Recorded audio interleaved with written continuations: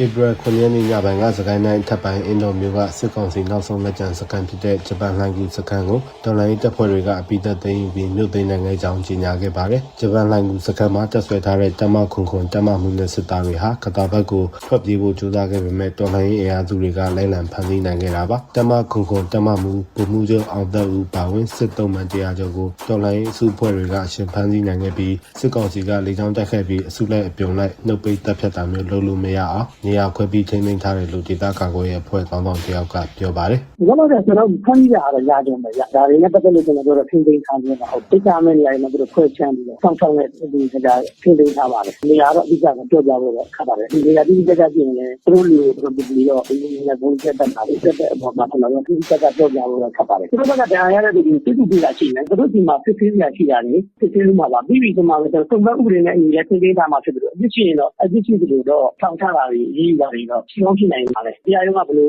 ဆတ်မှတ်မယ်တော့ဒီလိုနဲ့ဒီပို့တာတော့ထောက်ချတာတော့ဒါတော့ဒီလိုလိုရှိပါလေပြောဖို့တော့ခက်သေးတယ်တော့လက်ရှိမှာသိသိထားခဲ့တဲ့ဟုတ်တယ်စစ်သေးတာတွေလည်းအများကြီးကြံနေပါပြီလေ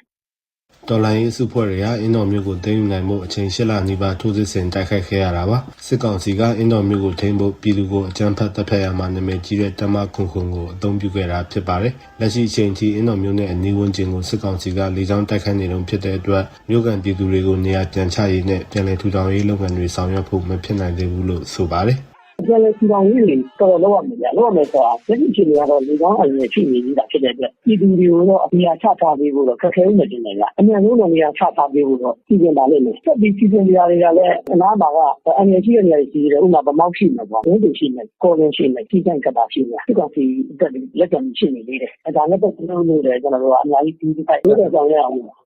အင်းတော်မြို့သိမ်းတိုက်ပွဲပြီးမှမြို့ကိုပြန်လက်မလို့ရရင်နဲ့ထိန်းချုပ်ရေးလုပ်ငန်းဆောင်ရွက်ရမှာကော်လင်းမြို့ကိုပြန်ပေးခဲ့ရတဲ့သင်ခန်းစာကိုယူပြီးစနစ်တကျဆောင်ရွက်တော့မယ်လို့ဒေသကာကွယ်ရေးအဖွဲ့တွေကပြောပါတယ်။စကိုင်းထပ်ပိုင်းအင်းတော်မြို့ကိုသိမ်းယူနိုင်ခဲ့တယ်လို့စကိုင်းတိုင်းတစ်ခုလုံးက PDF တွေကလည်းရှေ့ဆက်အောင်ပွဲတွေအတွက်ပြင်ဆင်နေတယ်လို့ဆိုပါတယ်။အင်းတော်ကိုမြို့သိမ်းမှာဆက်ပြီးတော့အောင်ပွဲတွေစီချစ်တက်ဖို့အင်အားဖြစ်တယ်လို့တစ်ဖက်မှာလည်းစစ်ကောင်စီကအပြင်းထန်လေးချောင်းတိုက်ခတ်မှုတွေကိုလှုပ်လာနိုင်တယ်။ဒါကတော့ကျွန်တော်တို့သတိထားရမယ်။ပြည်သူလူထုကိုကျွန်တော်တို့မှာကျွန်တော်အောင်ပွဲရမကြခင်မှာလမ်းဆုံးပန်းနိုင်မှုရောက်ပါတော့မယ်။အတင်းထားကြပါလို့အင်းတော်ဆိုတဲ့မြို့ကိုဒါမိနစ်ကလေးပေါ့ထိုးစစ်ဆင်ပြီးတော့တိုက်ခိုက်နေတာ၈လကြာတိတဲ့အောင်တိုက်ခိုက်တော်လာနေတာဖြစ်တဲ့အတွက်မကြခင်မှာနေပြီးတော့တို့အားလုံးချစ်တက်ပြီးတော့ရောက်ရှိတော့မှာဖြစ်တယ်ပေါ့နော်။ဒါကြောင့်မို့လို့အားလုံးပဲအတူတူအတင်းပြီးတော့ရှေ့ကိုချစ်တက်ကြပါစို့လို့ပြောချင်ပါတယ်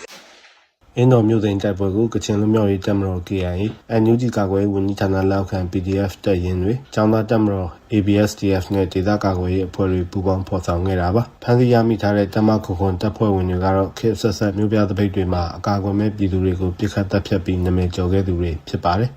ကျွန်တော်တုတ္တချမ်းသာပါ